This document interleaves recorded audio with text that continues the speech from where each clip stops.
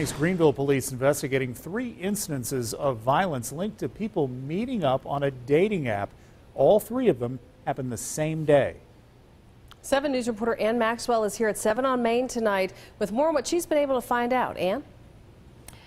Amy, we know 2 people were punched and robbed at gunpoint when they went to meet up with a woman they met on an app. Police believe those cases are related. In a 3rd case, a man says he was raped by a man he also met on an app.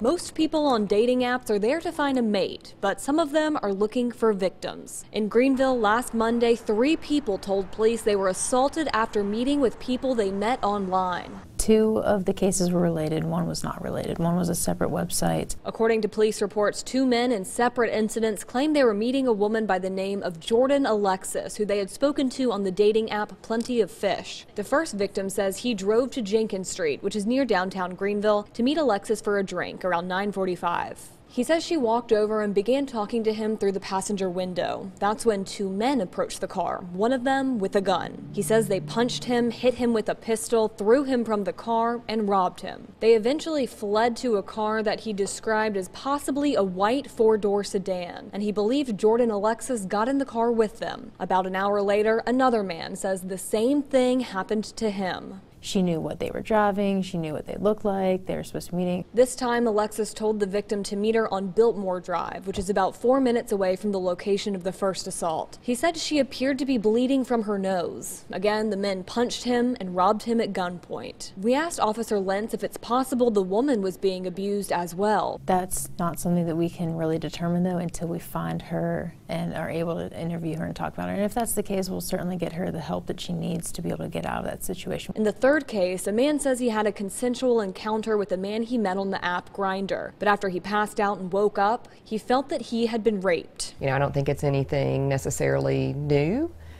What I think is that offenders are going to find ways to seek out victims, and dating apps, websites are access points where they can seek them out. No charges have been brought in any of those cases. All right, so there are so many people out there that count on the dating websites to kind of make their connections with people. What do the authorities say about how to do that safely? There are a couple things that they say that you should never do. You should never go to somebody's house, even if you're a man, in those instances. As you mentioned, same for women, of course. They say go to a public place, like a restaurant or a bar even, baseball game, something like that. And always tell somebody where you're going and who you're meeting and what time you're going to be back.